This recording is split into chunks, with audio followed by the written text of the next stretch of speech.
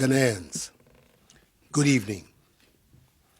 9 days ago, I came to your homes and requested you to make great sacrifices to save lives and to protect our motherland.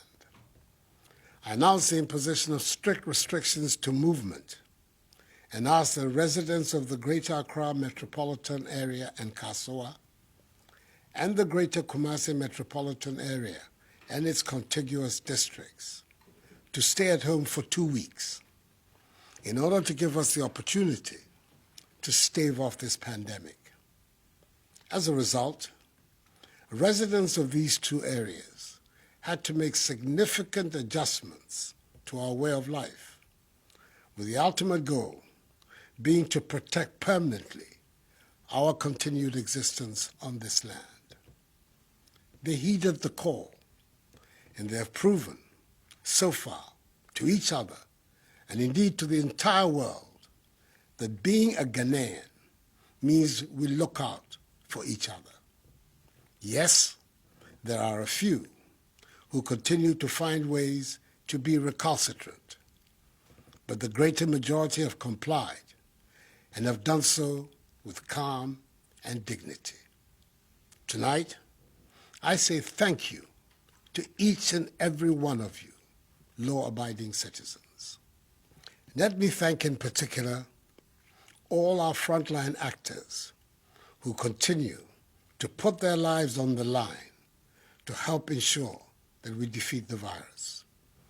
To our health workers, I say a big aiko for the continued sacrifices you are making in caring for those infected with the virus and in caring for the sick in general.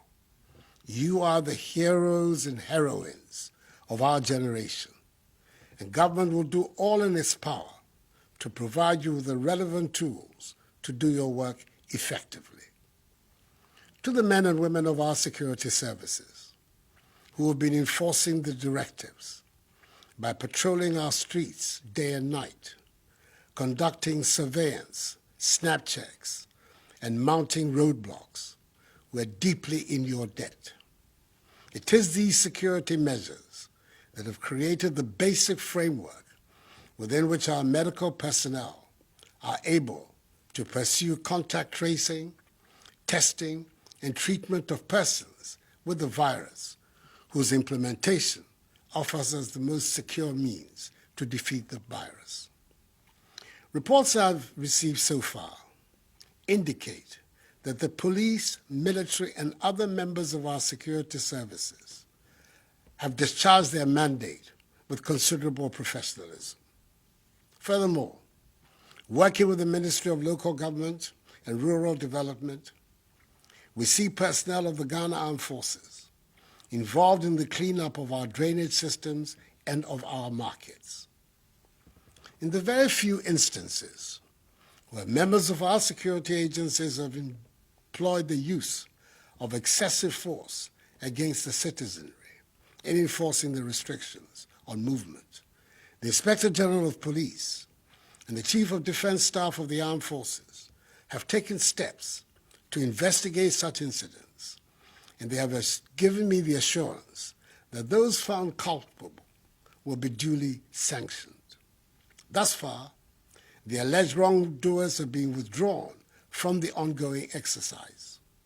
To enhance command and control, more senior officers have been deployed at the operational level, and each member of our security services participating in the exercise has been handed an aid memoir highlighting essentially the guidelines for the operation.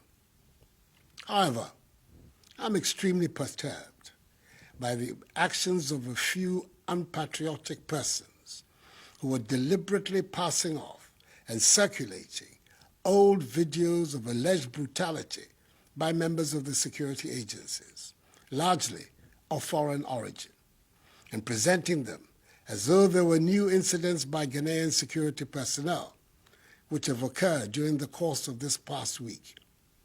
It is sad, it is unfortunate, and it must end.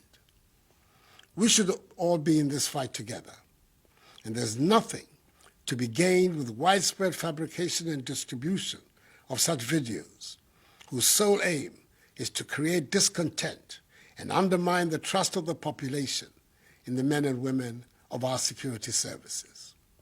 Who gains from such conduct? Nobody in their right senses. The law enforcement agencies are determined to locate the originators of these antisocial acts. Fellow Ghanaians, as I have said before, all the government is doing is intended to achieve 5 key objectives: limit and stop the importation of the virus, contain its spread, provide adequate care for the sick, limit the impact of the virus on social and economic life, and inspire the expansion of our domestic capability and deepen our self-reliance. As of today, Sunday, 5th April, our current situation is such that we have recorded a total of 214 cases. The Greater Accra region has 189 cases, followed by the Ashanti region with 12, Northern region 10, Upper West region 1, Eastern region 1, and Upper East region 1. The 10 from the Northern region are the West African nationals who entered our country illegally after the closure of the borders. In total, 3 persons have fully recovered from the disease, 49 persons have been discharged from treatment facilities and are being managed from home, and the remaining 155 are responding to treatment. 2 persons are moderately ill, and 5 persons, as I said before, have lost their lives. Of the 1,030 travelers who were mandatorily quarantined and tested on their arrival in Ghana on the 21st and 22nd of March, 79 were initially found to be positive, and appropriate arrangements were made for their isolation and treatment. Subsequently, after 12 further days of quarantine, 26 other persons were found to be positive as a result of their second test, bringing the total number of those found to be positive to 105, all of whom have been isolated for treatment. Of the remaining 925 persons who have undergone 2 tests and found to be negative, 804 have been released from quarantine to join their families. The remaining 121 are, as I speak, in the process of being released. I want to thank all of them and their families and loved ones for their understanding and cooperation with the stringent procedures the government was forced to deploy in the public interest. Efforts also at contact tracing have been ramped up over the course of the past week. Indeed, for every confirmed case of COVID-19, all the contacts have been listed, monitored, and tracked.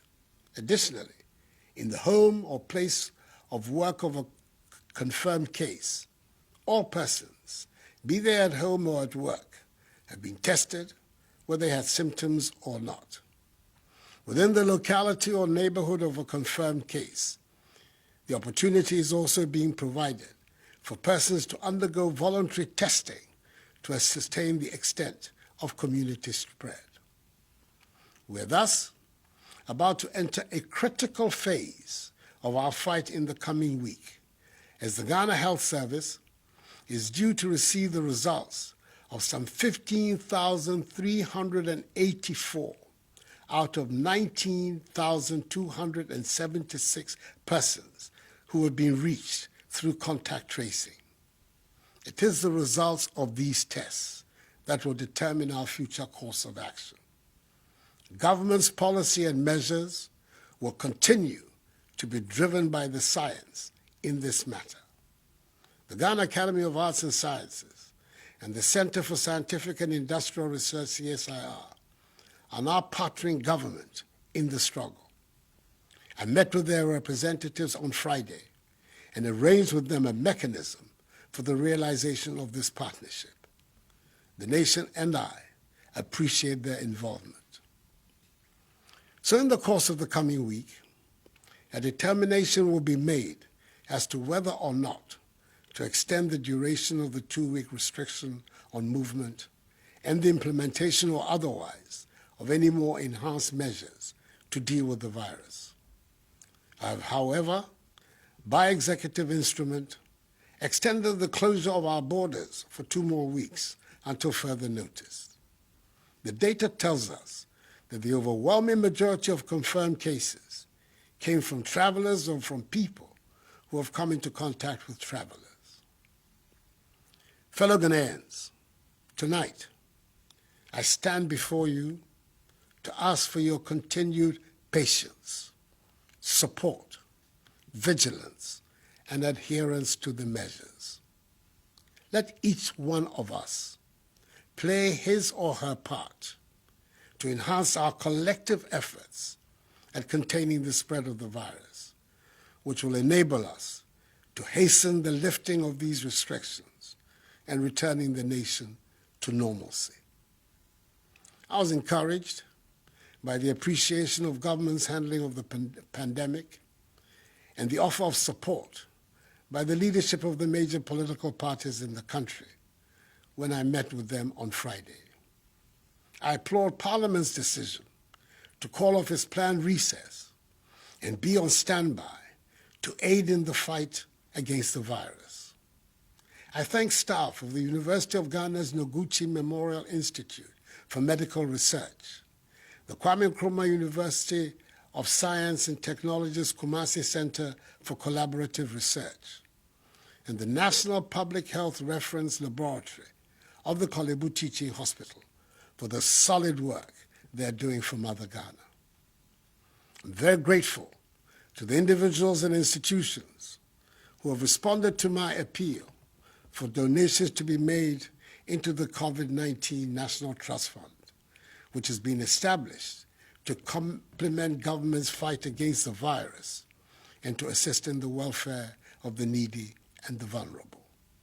A total amount of some 8,750,000 cedi, which includes 600,000 United States dollars, have been received so far for this purpose. I'm happy that so many appointees of my government have also followed my example by donating their salaries to the fund. We are in difficult times, and that is why I directed the Minister for Finance to send to Parliament the Coronavirus Alleviation Program, whose objective is to protect households and livelihoods, support micro, small, and medium-sized businesses, minimize job losses, and source additional funding for promotion of industries to shore up and expand industrial output for domestic consumption and exports. Through this program, the Ministries of Gender, Children and Social Protection, and Local Government and Rural Development, and the National Disaster Management Organization, NADMO, working with MMDCEs and the faith-based organizations, have begun to provide food for up to 400,000 individuals and homes in the affected areas of the restrictions. This began in Accra today and will begin in Kumasi tomorrow. It will come in the form of dry food packages and hot meals, and will be delivered to vulnerable communities in Accra, Tema, Kumasi, and Kasua. Again, the Ghana Water Company Limited and the Electricity Company of Ghana have been directed to ensure the stable supply of water and electricity during this period. In addition, there will be no disconnection of supply. Furthermore, government will absorb the water bills for all Ghanaians for the next 3 months, i.e. April, May, and June. All water tankers, publicly and privately owned, are also going to be mobilized to ensure the supply of water to all vulnerable communities. Government in collaboration with the National Board for Small-Scale Industries, business and trade associations, and selected commercial and rural banks, will roll out a soft loan scheme up to a total of 600 million cedis, which will have a 1-year moratorium and 2-year repayment period for micro, small, and medium-scale businesses. Fellow Ghanaians, it is vital that we protect the lives of our frontline health workers who are risking their lives every day to battle this virus. That is why government is placing a high priority on the procurement of personal protective equipment for them. Thus far, 350,000 masks, 558,650 examination gloves, 1,000 reusable goggles, 20,000 coveralls, 7,000 N95 respirators, 500 waterproof gumboots, 2,000 reusable face shields, 2,000 gallons of hand sanitizers, 10,100 milliliter pieces of hand sanitizers, and 500 shoe covers have been sent to the regional health directorates for onward distribution to the district health directorates for use by our health workers in all the districts. The Minister for Health is ensuring that they reach the health workers. This notwithstanding, government is aware that more needs to be done, especially in the face of the global shortage of PPEs. It is for this reason the government is actively engaged with local manufacturing companies to assist them in the domestic production of PPEs, and I'm encouraged by the response from the Ghanaian private sector. Domestic production of face masks, head covers, surgical scrubs, and gowns will commence from Tuesday. For example, 3,600,000 face masks will be produced domestically with an output of 150,000 per day. I'm equally impressed with the invention of a solar-powered hand-washing sink by Judose from Kumasi, and the COVID-19 prevention electronic bucket made by Kelvin Owusu-Dapa and Richard Boateng, both students of Obuasi Senior High and Technical School. Necessity, indeed, is the mother of invention, as the Ghanaian sense of enterprise and innovation is beginning to be felt. An insurance package with an insurance sum of 350,000 cedis for each health personnel and allied professional at the forefront of the fight has been put in place, with a daily allowance of 150 cedis being paid to contact tracers. Government has also decided that all health workers will not pay taxes on their emoluments for the next 3 months, i.e. April, May, and June. Furthermore, all frontline health workers will receive an additional allowance of 50% of their basic salary per month, i.e. for March, April, May, and June. The March allowance will be paid alongside that of April. The Ministry of Transport is also making available, for free, Ayalolo buses to convey health workers in Accra, Tema, Kumasi, and Kanswa to and from work along specific routes for the entire duration of the restrictions. I'm happy that operators of public transport, such as trotros and taxis, are largely adhering to the admonition to observe social distancing in their vehicles. Each one of them should do so.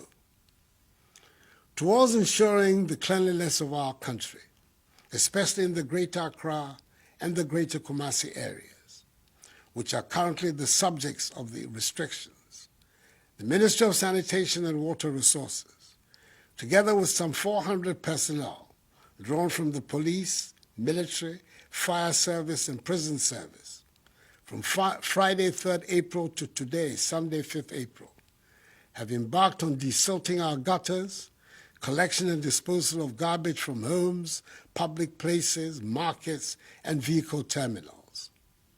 We must ensure that the end of this exercise will lead to a new attitude towards cleanliness in our surroundings. That would be a positive legacy from this crisis. MMDAs outside the areas affected by the restrictions have been directed to emulate this cleanup exercise. As of Saturday, 4th April 2020, markets and lorry terminals in 13 regions have been cleaned and sprayed, with the 3 other regions set to follow in the coming few days. We've had to take the extra step of closing a few markets in Accra and Kumasi, where traders and market women had flouted the rules for social distancing. Some districts have also embraced the policy of alternate days for alternative products in a bid to decongest the markets and ensure social distancing. I'm fully aware of the disruptions to your lives occasioned by these measures. Your personal movements, way of life, the education of your children, your livelihoods have all been disturbed by this virus.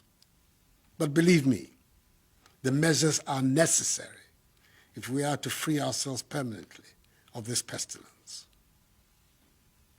Fellow Ghanaians, I will continue passionately to appeal to you to observe prescribed social distancing and good personal hygiene to contain community spread. These enhanced hygiene protocols must become a part of our everyday lives. We must not abandon them. And remember that the law enforcement agencies are going to increase their enforcement of the stay-at-home directive. Do not leave your homes other than for the essential stipulated reasons. The cynics question our capacity for the maintenance of discipline in this period and in its aftermath. However, I am confident that we will prove them wrong. Ghanaians always rise up to the occasion, and we will do so again.